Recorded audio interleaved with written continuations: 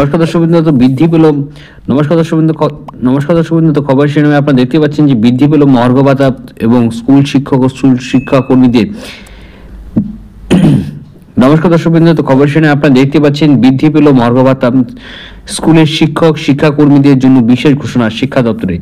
2024-25-এ 10% করে মোট 20% মহার্ঘ ভাতা বৃদ্ধি করার ঘোষণা করেছিল। মহার্ঘ ভাতা পাবেন, কিন্তু দিনক্ষণ কিন্তু এখনো জানায়নি রাজ্য সরকার। অবশেষে গত সোমবার স্কুল শিক্ষা দপ্তর কিন্তু বিজ্ঞপ্তির আকারে সেই বিষয়টি স্পষ্ট করেছেন। তো শিক্ষা এবং শিক্ষক কর্মীদের জন্য বিশাল বড় খবরটি চলে এসেছে। 2024 সালে কিন্তু ডিএ ঘোষণা হয়েছিল, প্রাপ্য সেই ভাতা পেতে গুড়িয়ে গেল 1 বছর 7 মাস।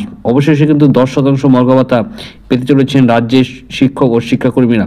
সমস্ত সরকারি এবং সরকার পোষিত ও স্কুল ও সংস্কৃত টেরও নিয়ম অনুযায়ী কিন্তু বৃদ্ধি পেতে চলেছে ডিএ।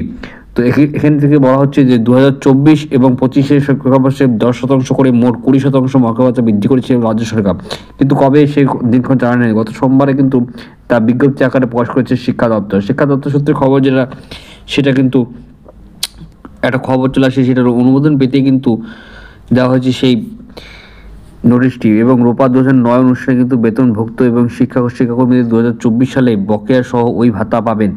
মহার্ঘ ভাতা 10% হারে কিন্তু বৃদ্ধি পেতে চলেছে 161%। যদিও যে হারে বৃদ্ধি পাওয়ার কথা, সেটা কিন্তু স্কুল শিক্ষা দপ্তরে ডিএর সংখ্যা 40 থেকে 45%, প্রাপ্ত স্কুল কিন্তু 40 থেকে 45।